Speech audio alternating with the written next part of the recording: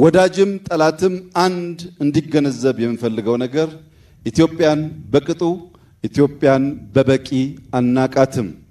ኢትዮጵያ ከምታውቋት ያለፈች ሀገር ናት። በሀብቷም በታሪኳም በብቃቷም።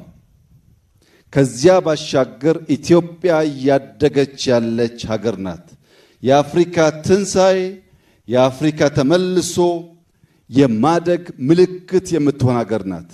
ከእንደዚህ ያለው ሀገር ጋር ተስማምቶ ተባብሮ አብሮ ማደግ ብቻ ነው የሚያዋጣው። ከዚያ ውጭ ያለው አማራጭ ጥፋት ስለሚያስከትል አንዳንዴ የምትስቱ ቆማችሁ የቀራችሁ ወደፊት መራመድ የምትቸገሩ ሱ30 ጄሲ10 ወይም ከዚያ ያለፉ ቴክኖሎጂዎች ሲጠሩ ይሄ ደግሞ ምንድነው ብላችሁ ግራ የሚገባችሁ አሁንም ሚግ 21 ላይ ያላችሁ ሀገራት ደጋግማችሁ እንድታስቡ የሚያስፈልገው ኢትዮጵያ ትናንትና ላይ የቆመች ሀገር አይደለችም። ኢትዮጵያ ነገን ለመዋጀት አበክራ የምትሰራ ሀገር ናት። የማንንም አትፈልግም። የራሷን በየዋህነት በተላላ በአጭር ጊዜ ድል አሳልፋ አትሰጥም። የተሰጠ ካለም ማወራረዷን አትተውም። በኢትዮጵያ ውስጥ ብልጽግናን እናረጋግጣለን። በኢትዮጵያ ውስጥ የጀመርነው እድገት ምንም አይነት ፈተና ምንም አይነት እንቅፋት ያፈጥነዋል እንጂ አያቆመውም። በኢትዮጵያ ውስጥ ተረጅነት ታሪክ ይሆናል። በኢትዮጵያ ውስጥ አሁን ያለው ተስፈኝነትና ለጠላት ተሰላፊነት የአምስተኛውን ረድፍ ተከታይ ኃይሎች ይመናመናሉ። የኢትዮጵያ ሰላም፣ የኢትዮጵያ አንድነት፣ የኢትዮጵያ ብልጽግና በኢትዮጵያውያን በጋራ ትብብር የሚረጋገጥ ይሆናል።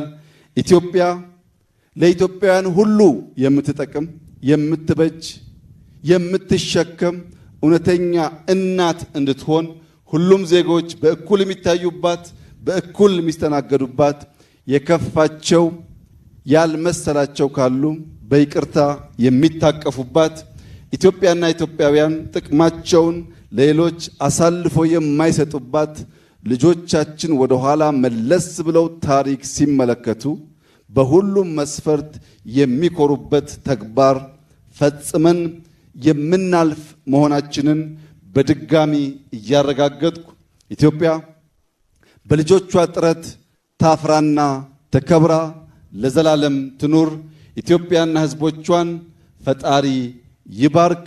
አየር ኃይላችን አየራችንን ብቻ ሳይሆን ፍላጎታችንን ጭምር የሚያሳካ ተቋም እንደሚሆን ያለኝን ሙሉ እምነት እየገለጽኩ በአየር ኃይል የምትንቀሳቀሱ ጀግኖች በሙሉ በተሰማራችሁበት መስክ ካለ ማቋረጥ በመትጋት የኢትዮጵያን ስትራቴጂክ ፍላጎትና ብሔራዊ ጥቅም የማረጋገጥ ስራ ከፊታችን ያለ አብይ ተግባር መሆኑን ተገንዝባችሁ ቀን ከሌት ራሳችሁን እንድታዘጋጁ አደራ ልላችሁ ፈልጋለሁ።